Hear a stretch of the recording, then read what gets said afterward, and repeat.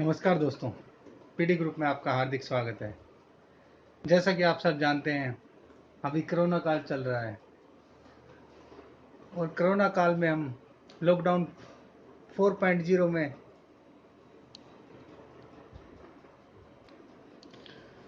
प्रवेश कर चुके हैं। जैसा कि आपने देखा, हमने lockdown first, second, third complete किया, लेकिन अब भारत सरकार और राज्य सरकार सभी के सामने एक संकट आ गया है कि देश को कैसे चलाएं। अब देश को कोरोना से मुक्त भी करना है और आगे भी बढ़ना है।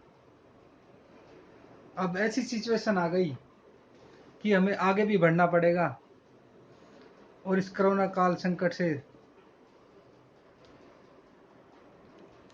मुक्त भी होना है। मैं चाहता हूं, अब वो वक्त आ गया है कि भारत का हर नागरिक इस संकट की घड़ी में अपना सहयोग दे।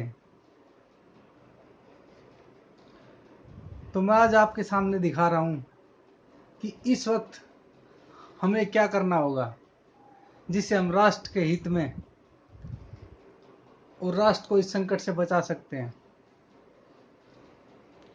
तो जैसा कि आप देख रहे हो, गाड़ी धीरे एवं सावधानी से चलाएं।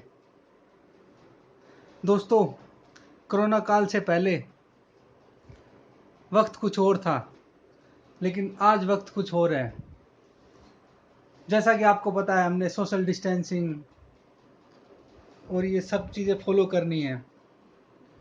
अब हम गाड़ी में भी पूरी सवारी के साथ नहीं चल सकते हैं।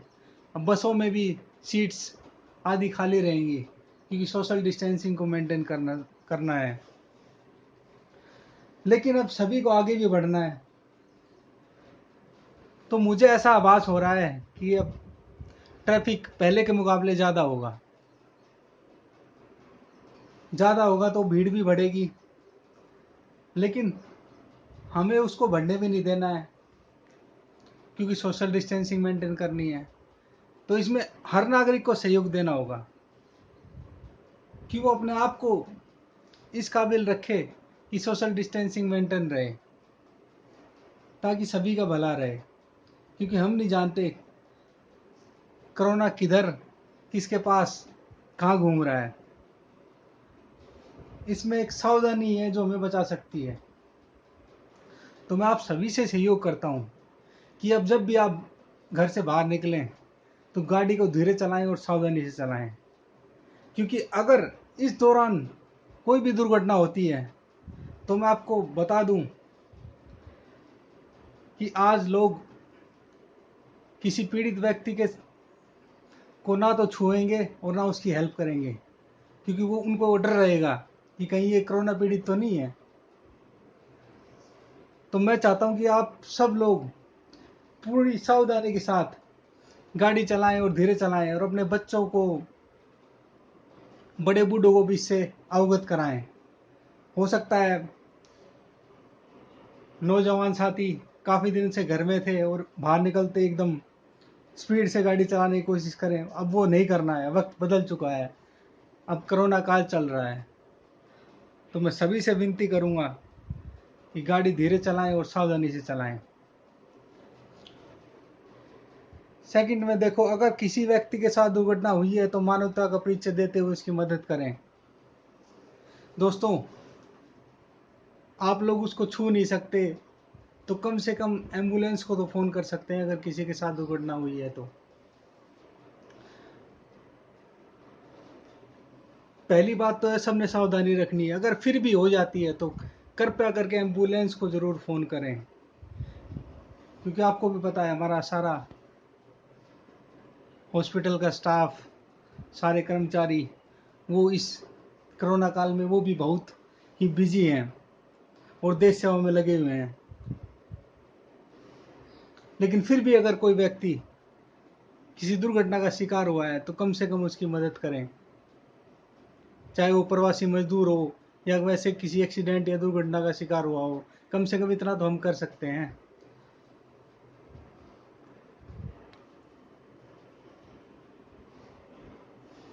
कोई भी कार्य करते समय एक बात हमेशा ध्यान रखें, सावधानी हटी दुर्घटना घटी। मतलब अब जब आप काम करना स्टार्ट करोगे तो हमेशा आपको सावधान रहना पड़ेगा, क्योंकि मैं फिर कह रहा हूँ ये कोरोना काल है, और यहाँ पे अगर सावधानी हटी दुर्घटना घटी। इसमें हर इंसान का सहयोग रहेगा कि अपने आप को सोशल डिस्टेंसिंग मेंटेन करके काम करे और पूर्णतः हमेशा ध्यान रखे, क्योंकि ये कोरोना वायरस है, एक बार फिर बता रहा हूँ, ये बड़ा जानलेवा है। इससे आपकी जान भी जा सकती है और दूसरों की जा सकती है, तो इसको फैलने से रोकें। तो हमेशा ध्यान रखें, सावधानी हटी और दुर्घटना घटी। इसको फॉलो करके आपने काम करना है। आगे देखिए, अगर संभव हो अथवा कार्यालय अनुमति देता है तो घर से ही काम करें।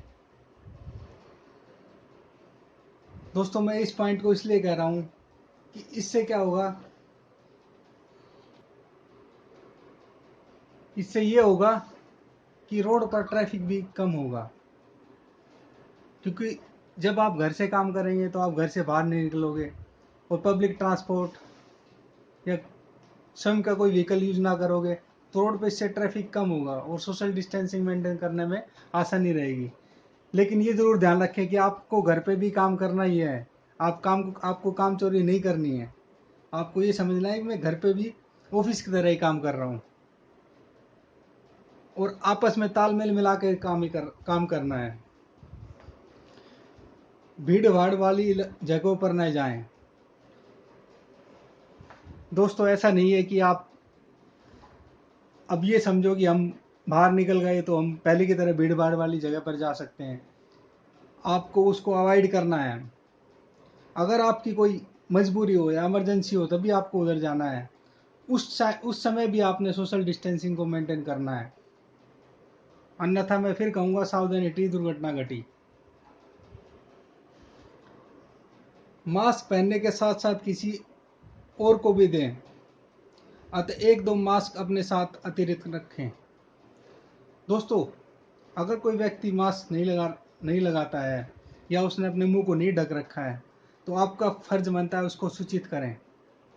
चाहे वो आपका कार्यस्थल हो, चाहे आप मार्केट प्लेस में हो, कहीं भी हो, तो आप बिना हिचकिचाए उसको बोलें कि कृपया करके आप अपने मुंह को ढकें या मास्क पहने। इससे आपका भी भला है और देश का भी भला है। और एक दो मास्क अपने साथ रखें। आपको लगता है कि ये व्यक्ति मास्क नहीं ले सकता है तो आप उसको दे दें, कुछ नहीं जाएगा, पर देश का भला हो जाएगा, खुद का भला हो जाएगा, राष्ट्र का भला हो जाएगा। तो ये चीज़ फॉलो करें। और दुकानदार भी अपनी दुकानों पर भीड़ न करें एवं मास्क धारक को ही सामान दें। दोस्तों, ये बड़ा ही सोचने वाला सवाल है, पर फिर भी मैं सभी दुकानदारों से अपील करूंगा कि वो ज़रूर ध्यान रखें कि जो कस्टमर आपके पास आ रहा है उसने मास्क पहन रखा है कि नहीं या मुंह ढक रखा है कि नहीं, तो उसको पहले ही सूचित कर दे कि सर, श्रीमान जी, आप अपना मुंह प्लीज़ ढक लीजिए। और हो सके तो आप किसी के पास अगर मास्क नहीं है तो उसको मास्क भी दें। अगर आपको लगता है कि इन सब से देश का भला हो सकता है तो करो भला, क्योंकि ये संकट सभी के साथ है, ये पूरे वर्ल्ड के साथ है इस संकट को।